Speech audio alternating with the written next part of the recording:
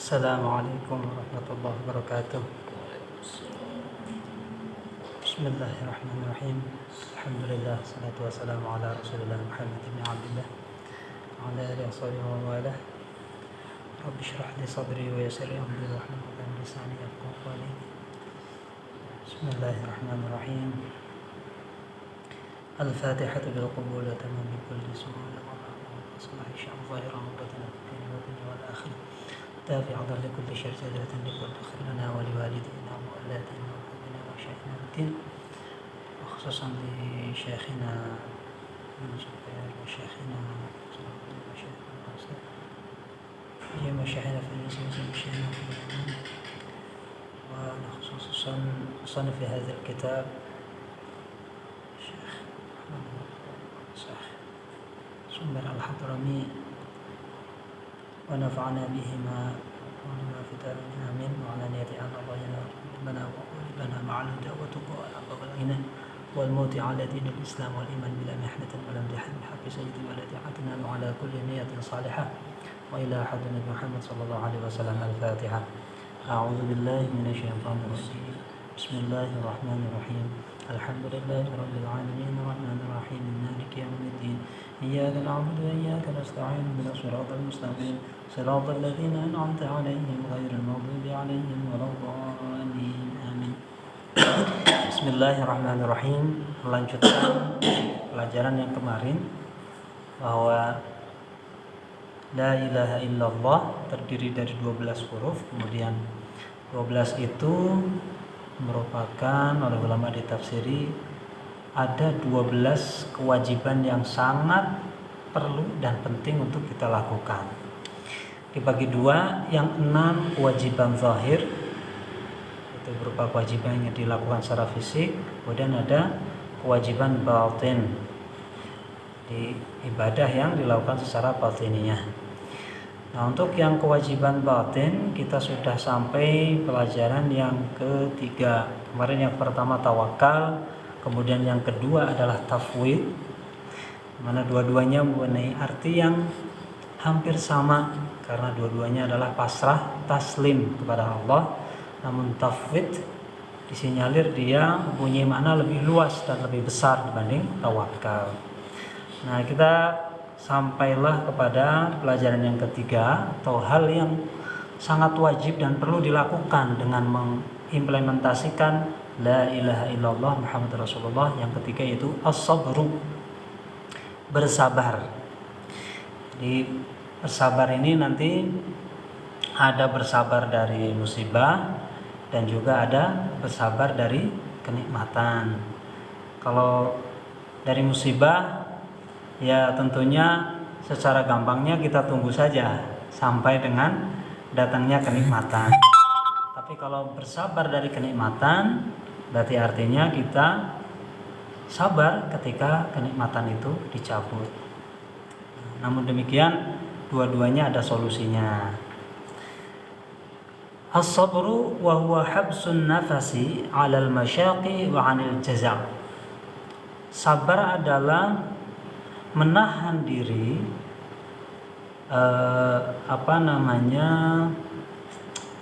mengenyampingkan ego, mengenyampingkan dari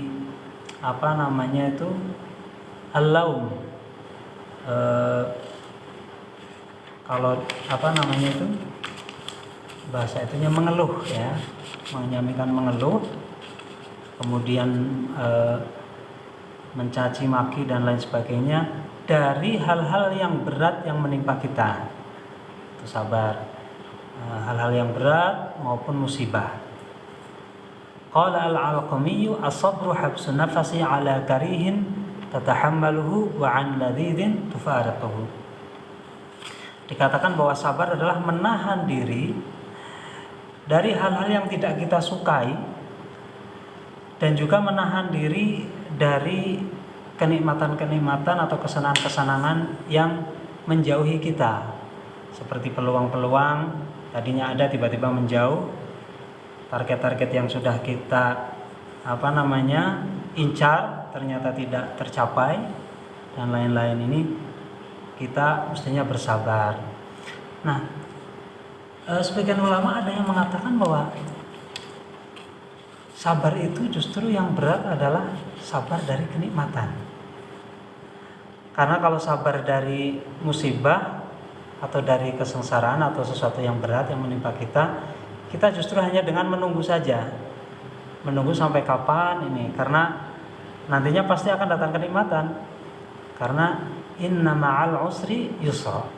Inna ma'al usri yusra. Diulang 2 kali menunjukkan bahwa kalau inna ma'al usri, al-usru, kesulitan yang ada di ayat tersebut itu menggunakan isim ma'rifah, ada alnya, al-usru. Kemudian yusra, kemudahan, itu dia menggunakan segot atau bentuk kalimat yang nakirah. Artinya 2. Jadi kesulitannya 1 akan mendapatkan 2 kemudahan. Makanya kata para wali, justru ketika Anda bersabar dari musibah lebih ringan karena Anda tinggal menunggu saja. Kira-kira kapan ini datangnya kemudahan atau hikmah yang akan datang kepada kita dengan musibah yang dialami oleh kita. Semuanya sebenarnya seperti itu. Bahkan bisa jadi hikmah dari penderitaan saudara kita di Palestina itu pasti ada sesuatu yang sangat besar nilainya yang tidak atau belum kita ketahui. Makanya ketika Rasulullah mengatakan salasun mangkuna fihi wajada halawatal iman, ada 3 hal yang apabila orang terdapat di dalamnya itu maka dia akan merasakan nikmatnya iman. Nah, ini. Jadi orang-orang pilihan Allah itu merasakan benar-benar manisnya iman, benar-benar manis, benar-benar nikmat. Dan kenikmatan manis iman itu tidak ada yang bisa mengalahkan apapun yang ada di dunia ini. Apalagi yang kaitannya dengan materi, harta benda, pangkat, dan lain sebagainya.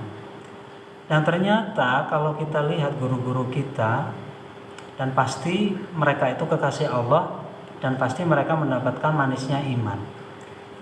Namun apa kalau kita pandang kehidupan beliau-beliau ini? Berat. Contoh seperti guru kami di Yaman, almarhum Syekh Habib Salim Asy-Syatiri. Beliau karangannya banyak, beliau sampai muridnya yang jadi mufti itu sekitar 500 mufti tersebar di seluruh Timur Tengah. Maroko, Mesir, Jazair, Libya, Sudan, kemudian termasuk di UAE, Qatar ya, dan lain sebagainya. Beliau itu waktu hidupnya pernah mengalami akan dibunuh 4 kali oleh komunis, dan alhamdulillah Allah menolong beliau, tidak sampai berhasil komunis membunuh beliau. Di antaranya beliau pernah mau ditabrak oleh mobil jeep. Kemudian beliau, hingga suatu saat beliau pernah disiksa menurut riwayat, yaitu kaki beliau dibelah pakai pisau, kemudian ditaruh ulekan cabai sambal. Itu rasanya seperti apa itu? Alhamdulillah kami sempat ngaji pada beliau, dan beliau pasti menemukan wajada halawatal iman, menemukan manisnya iman. Berarti kalau manisnya iman itu kenikmatan yang tidak ada bandingnya. Namun mengapa secara zahir kemudian kita saksikan, bahkan Rasulullah sendiri pun kalau kita pandang kehidupan beliau juga cukup berat. Beliau memperjuangkan agamanya, memperjuangkan umatnya, menangisi umatnya setiap malam, adalah suatu kehidupan yang berat. Namun demikian beliau pasti menemukan halawatal iman. Nah, berarti manisnya iman ini apa kemudian? Nah, bisa jadi saudara-saudara kita yang di Palestina itu mereka merasakan manisnya iman. Kenikmatan yang tidak kita rasakan di sini. Bisa jadi. Itu baru kita memandang dari satu sisi, belum dari hikmah-hikmah yang lain yang belum diberitahukan oleh Allah kepada kita. Jadi hikmah dibalik penjajahan Israel atas Palestina. Nah ini makanya sabar ini kemudian oleh ulama dikatakan bahwa lebih mudah bersabar dari musibah dibanding bersabar dari kenikmatan. Karena kalau kenikmatan nanti berarti ketika Anda dicabut nikmatnya, maka itu cukup berat bagi Anda. Ya, makanya ada orang mengatakan, wah itu kalau kalau orang kaya itu enak ya puasa gitu. Dia kan udah biasa makan enak gitu. Nah kita, padahal sebenarnya enggak, justru orang kaya itu ketika mereka puasa malah lebih berat dibanding orang nggak punya. Kalau orang nggak punya kan emang udah biasa nggak makan gitu. Kalau orang kaya pagi-pagi sudah ada tersedia berbagai makanan nikmat, makanan yang mahal-mahal yang bergizi. Nah, itu kan lebih berat bagi orang kaya. Demikian juga sabarnya orang kaya di dalam menjaga kenikmatan itu boleh jadi ketika mereka dicabut itu mereka akan berat rasanya. Karena dengan fasilitas yang biasa ada kemudian menjadi tidak ada. Nah, namun demikian ada solusi untuk supaya bersabar dalam kenikmatan itu, yaitu dengan cara bersyukur. La in syakartum la azidannakum wa la in kafartum inna azabi lasyadid. Jadi dengan cara bersyukur bukan hanya dijaga kenikmatan yang ada pada dirimu, tapi malahan bisa ditambah dan ditambah lagi oleh Allah Subhanahu wa taala. Begitu juga kalau Anda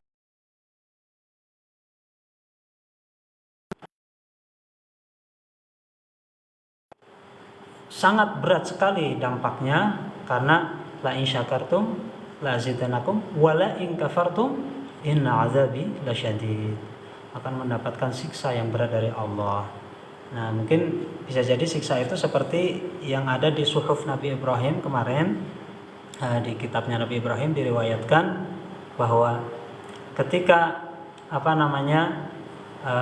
Anda terlalu bergantung kepada dunia itu atau mengandalkan yang Anda miliki dunia itu bisa menjadi binatang buas yang akan menerka dirimu. Nah, ini adalah sabar. Kemudian yang berikutnya adalah ar-ridha. Ridha adalah rela. Jadi rela dengan bagiannya. Apa itu ridha? Wa huwa ghinal qalbi bima qusim. Yaitu merasa cukupnya hati dengan apa yang telah dibagikan untuknya oleh Allah. Wa qala al-ulama ar-ridha tarkus sakhati wa sakhatu dzikru ghairi ma qadallahu ta'ala bi annahu awla bihi wa aslahu fima la yatayaqqanu salahu wa fasaduhu. Ridha adalah meninggalkan cacian, meninggalkan kekecewaan terhadap apa yang ia dapatkan, apa yang dibagikan padanya oleh Allah. Nah, cacian atau sakhot itu adalah menyebut-nyebut kenikmatan yang bukan bagiannya. Menyebut-nyebut kenikmatan yang bukan bagiannya karena dia menganggap bahwa itu lebih maslahat untuk dirinya. Sementara dia tidak tahu sebenarnya kenapa ia tidak diberikan padanya kenikmatan itu, karena sebenarnya itu tidak maslahat untuknya. Dan yang tahu hanya Allah. Nah, orang-orang yang sakhat inilah yang termasuk orang tidak ridho kepada bagian yang diberikan oleh Allah Subhanahu wa taala. Karena bisa jadi yang kita bayangkan itu tidak baik untuk kita. Makanya di sini perlu dipahami bahwa setiap dari kita itu punya keinginan, dan di sisi lain setiap dari kita juga punya kebutuhan. Nah, kita harus bisa membedakan antara keinginan dan kebutuhan. Bisa jadi apa yang dianggap oleh kita kebutuhan sebenarnya itu adalah keinginan.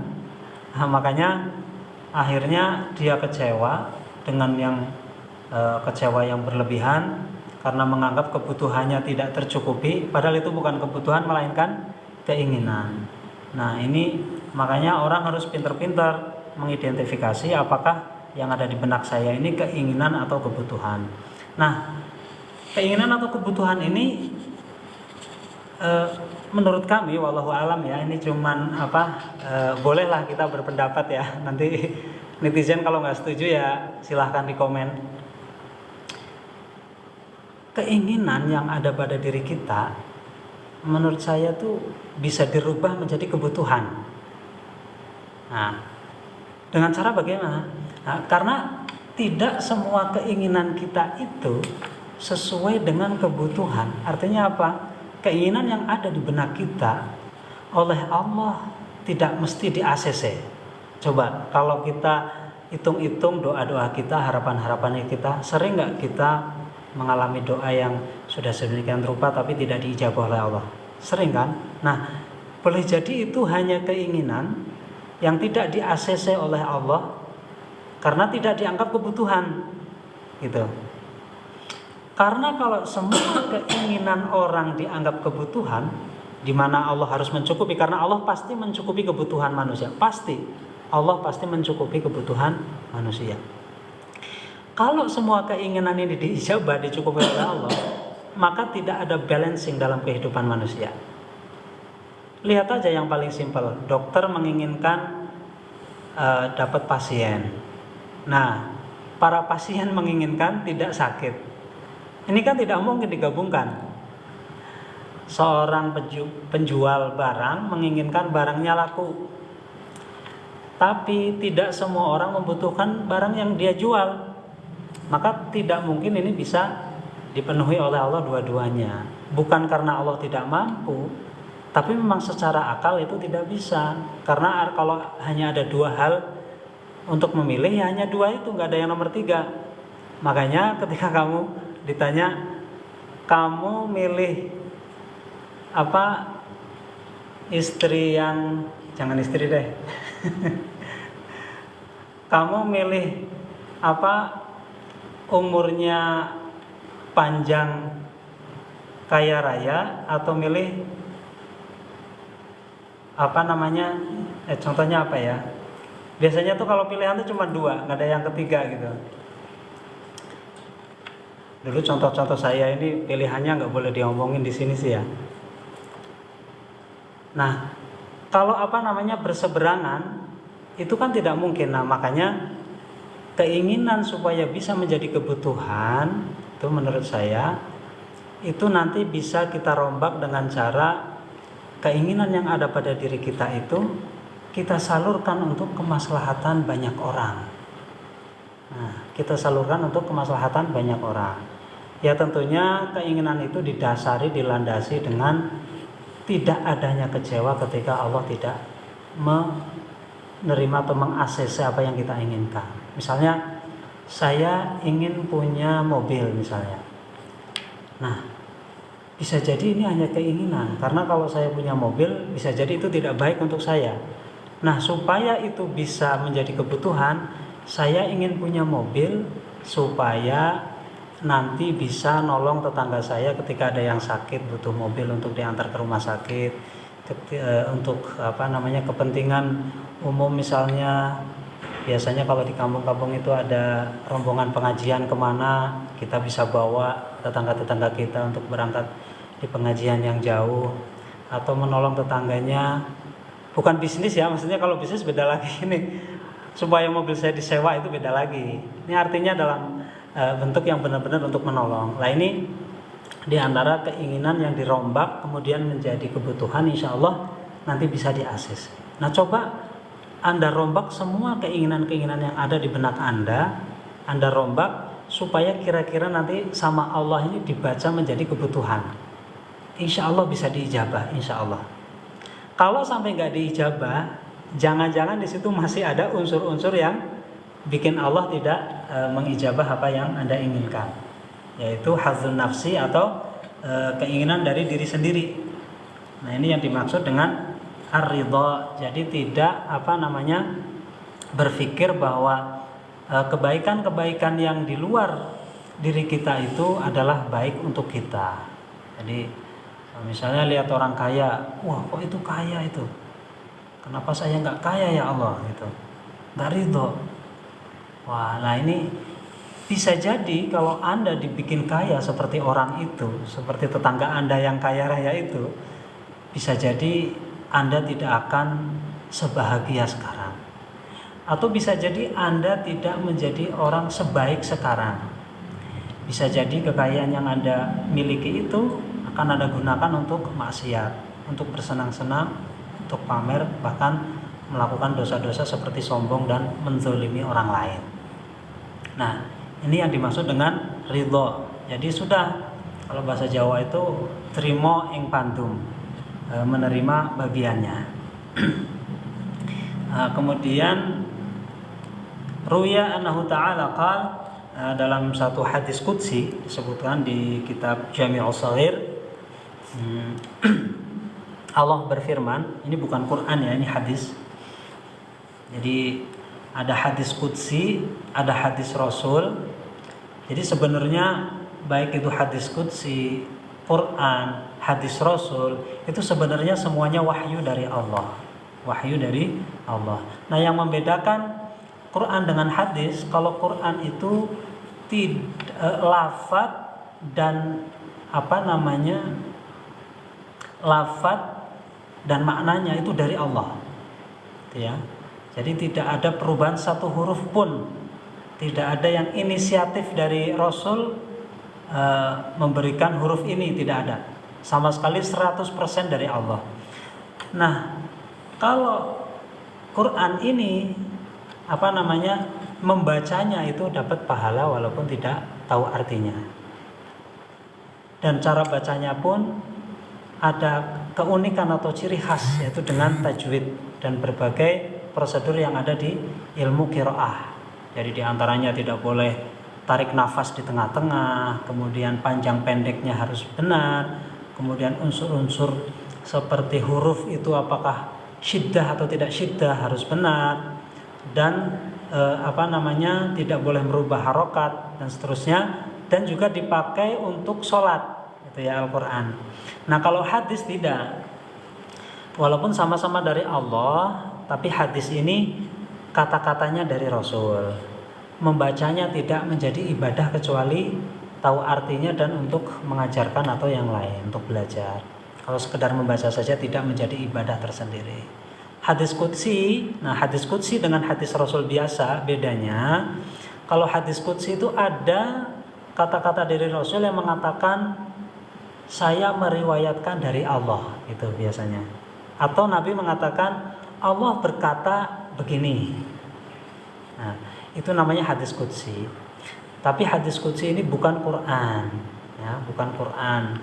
Beda ketika Rasulullah mengatakan qala Allah Ta'ala fi kitabil karim, Allah berfirman dalam Qur'annya. Nah, itu Quran, beda lagi. Jadi itu bedanya. Tapi semuanya ketiga-tiganya adalah wahyu dari Allah Subhanahu wa taala. Dalam sebuah hadis qudsi diriwayatkan Allah berfirman, "Malam yarda biqada'i", barang siapa yang tidak ridho dengan takdirku, dengan ketentuanku, wala yasbiru ala bala'i, dan dia tidak bersabar terhadap cobaanku, walam yashkur ala na'mai, dan dia tidak bersyukur, berterima kasih atas nikmat-nikmatku, falyattakhidh rabban siwai, maka carilah Tuhan selain aku. Ini jadi Gusti Allah benar-benar marah sama orang-orang yang tidak ridho dengan bagiannya, tidak sabar dengan cobaannya, dan tidak berterima kasih terhadap nikmat-nikmatnya.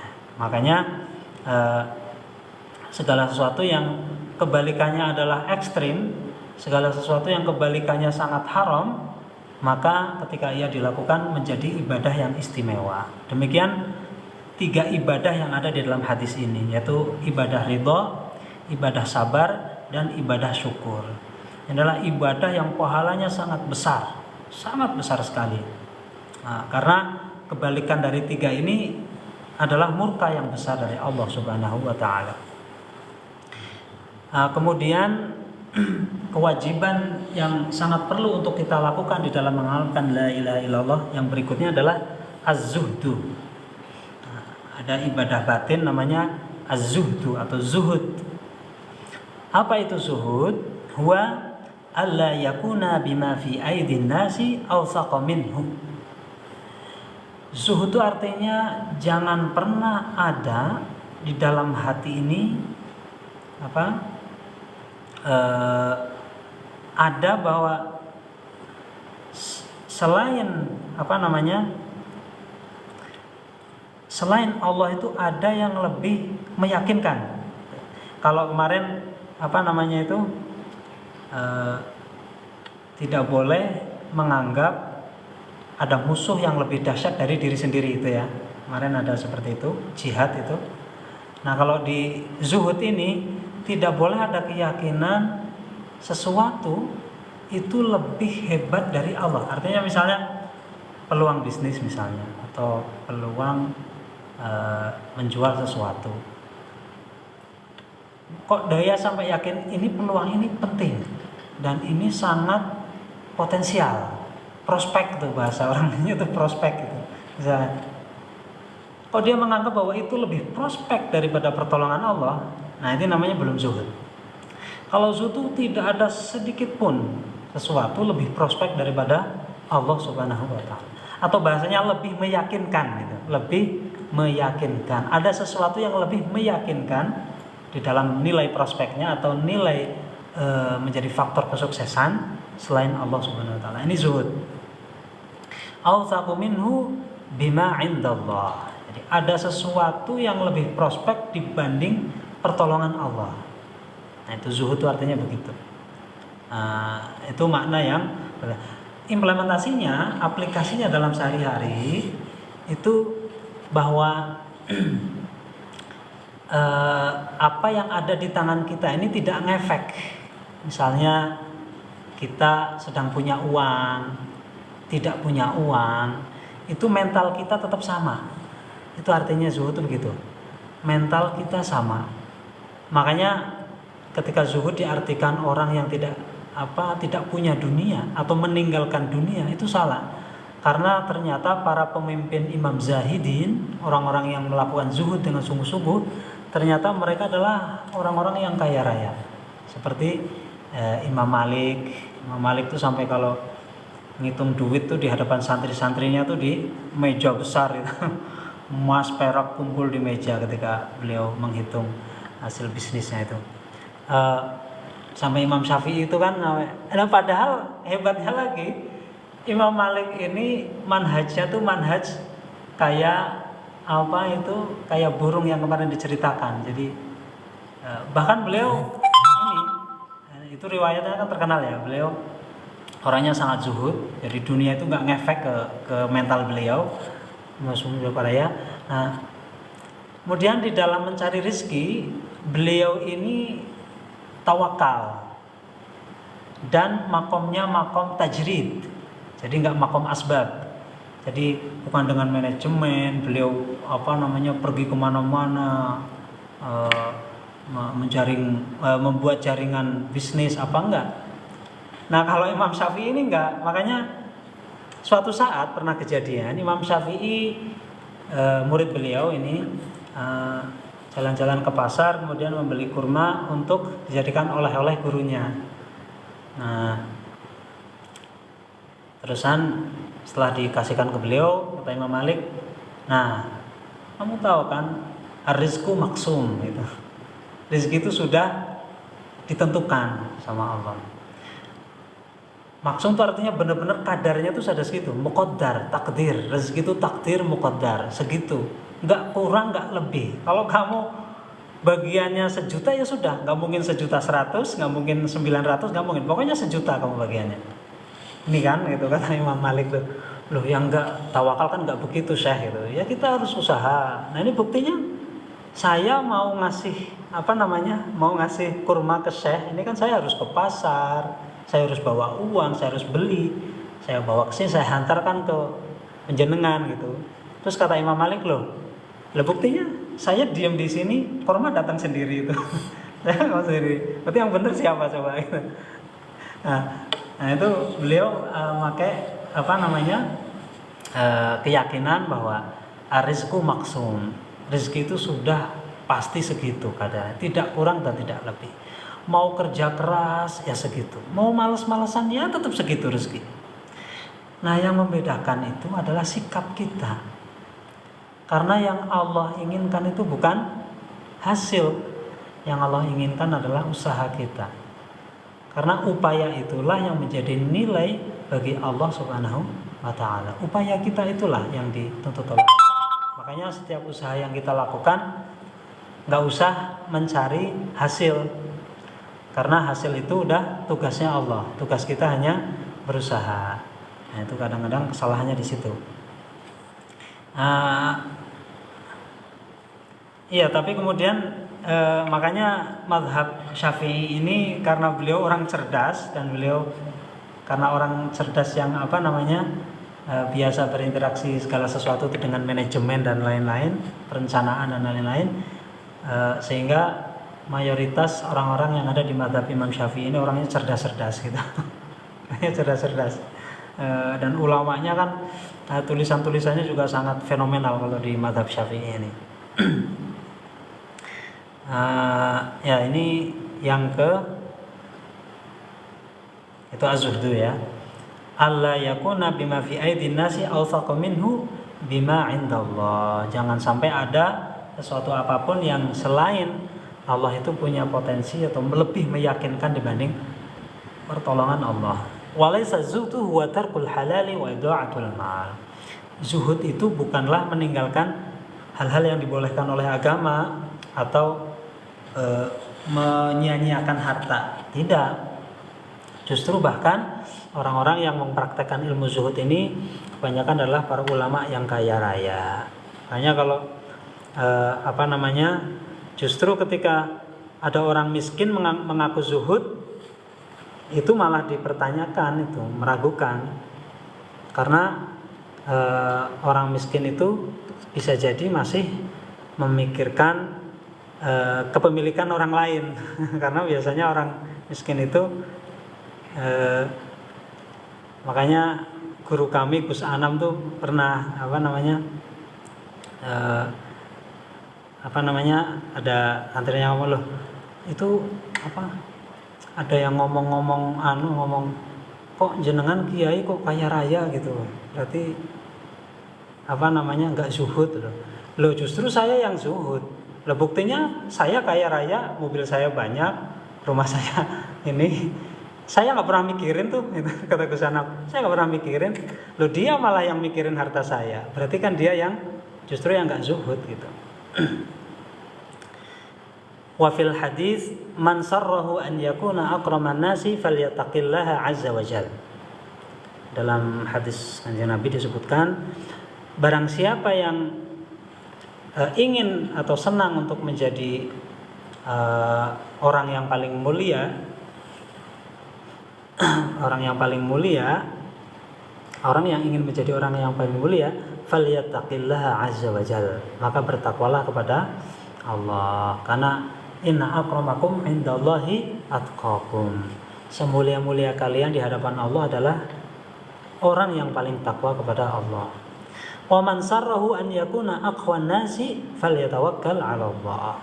Dan barang siapa yang ingin atau senang untuk menjadi orang yang paling kuat di antara sesama, falyatawakkal 'ala Allah, maka bertawakallah kepada Allah. Karena segala sesuatu yang kita tidak mampui untuk kita lakukan, yang berat untuk kita lakukan, atau secara ilmu adat yang mustahil kita lakukan, maka kita pasrahkan saja kepada Allah, sehingga semuanya beres gitu. Karena Allah itu al-wakil, Allah itu zat yang maha diwakili. Nah, sehingga otomatis seberat apapun cobaan kita menjadi kuat karena sudah diwakili oleh Allah. Makanya kata Kanjeng Nabi disebut sebagai orang yang paling kuat menghadapi apapun ketika tawakal kepada Allah. Nah, ya artinya berarti perjuangan-perjuangan kita seperti Pak Haji ini, Masya Allah perjuangannya, saya masih terkagum-kagum dan pengen belajar dari beliau. Ini ada salah satu nih netizen yang ngaji di sini, beliau ini Masya Allah perjuangan beliau, saya masih malu, saya harus bisa seperti beliau. Beliau ketika memanfaatkan waktu sedemikian rupa untuk memperjuangkan sesuatu yang beliau yakini baik. Nah, ini adalah termasuk bentuk dari tawakal. Nah, makanya tawakal itu setelah Anda mencapai batas maksimum kemampuan Anda. Nah, Anda mengupayakan sesuatu maksimal, kemudian Anda tidak mampu. Nah, disitulah tawakal. Sehingga oleh Nabi Anda diprediksikan atau disebut sebagai orang yang paling kuat. Karena setelah Anda tidak mampu, masih mampu. Karena apa? Karena tawakal sama Allah. Gitu. Apapun, mungkin kalau sekarang pejuang-pejuang Palestina atau kita yang di sini memperjuangkan Palestina dengan cara boikot, meskipun itu efeknya dipandang tidak ada, sudah lakukan saja boikot.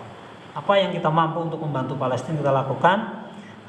Kemudian kita sampai batas maksimum, tawakal ala Allah. Kita pasrahkan wakil kepada Allah Subhanahu wa taala. Sehingga kita dianggap sebagai orang yang paling kuat. Wa man sarrahu an yakuna aghnan nas falyakun bima fi yadihi la ya'zaqu minhu bima fi yadihi. Kalau kamu ingin menjadi orang yang paling kaya di antara sesama, kamu pengen jadi manusia terkaya nih misalnya. Sekarang yang terkaya siapa? Elon Musk atau siapa? Kamu pengen lebih kaya dari dia, itu katakan Kanjeng Nabi, falyakun bima fi yadillahi awsaqa minhu bima fi yadihi. Jadikanlah apa-apa yang ada di sisi Allah lebih meyakinkan, lebih prospek, lebih menguntungkan dibanding apa-apa atau prospek-prospek yang ada di selain Allah atau di orang-orang. Ya, ada peluang bisnis, ada peluang jaringan kerja, ada persahabatan, ada apapun itu, menyatu dengan grup apa gitu. Itu harus diyakini bahwa itu tidak apa-apanya dibanding dengan apa-apa yang ada di sisi Allah Subhanahu wa taala. Maka kamu akan menjadi orang yang paling kaya. Nah, ini hadis-hadis yang sangat terkenal yang menggambarkan ibadah seperti tawakal, kemudian sabar, kemudian zuhud gitu ya, zuhud. Wa fi Mukhtasar Minhajul Abidin, dalam Mukhtasar Minhajul Abidin kitabnya Imam Ghazali, raq'atani min rajulin 'alimin zahidin qalbuhu khairun wa habbu ila Allah ta'ala min ibadatil muta'abbidin ila akhir dahri abadan wa sarmadan. 2 rakaat, sholat 2 rakaat yang dilakukan oleh orang yang berilmu dan zuhud hatinya gitu. Hatinya zuhud, benar-benar dia tuh seperti yang digambarkan tadi, benar-benar dia tuh hanya manceleng kepada Allah. Itu lebih baik ya, dan dianggap lebih baik oleh Allah dan lebih dicintai oleh Allah dari ibadahnya orang yang masih masih mengandalkan dunia, masih mengandalkan selain Allah, masih ini, meskipun ibadahnya itu sepanjang zaman itu bertahun-tahun gitu, bertahun-abadan wasarmadan, selamanya. Ini 2 rakaat lebih berharga. Nah, makanya ketika nilai itu menjadi sebesar itu, maka betapa kita tahu untuk melakukan zuhud ini juga pasti sangat berat sekali, karena kita pasti akan terombang-ambing dan terpengaruh oleh kondisi-kondisi secara fisik apa yang ada di depan kita. Pasti yang lebih prospek ini, pasti bukan Allah, pasti ini, terus kita diri kita ini selalu diyakinkan oleh dunia ini bahwa dunia ini lebih berharga dan lebih prospek dibanding apa-apa yang ada di sisi Allah Subhanahu wa taala. Qauluhu wat taubah wallahu a'lam. Ini untuk besok taubat. Taubat berarti yang terakhir. Nah, setelah itu nanti kita masuk kepada bab baligh ya. Siapa itu orang yang sudah masuk baligh? Ini berarti tauhidnya udah mau habis. Ini setelah ini kita masuk ke fikih. Ya. Sekian, wassalamualaikum warahmatullahi wabarakatuh.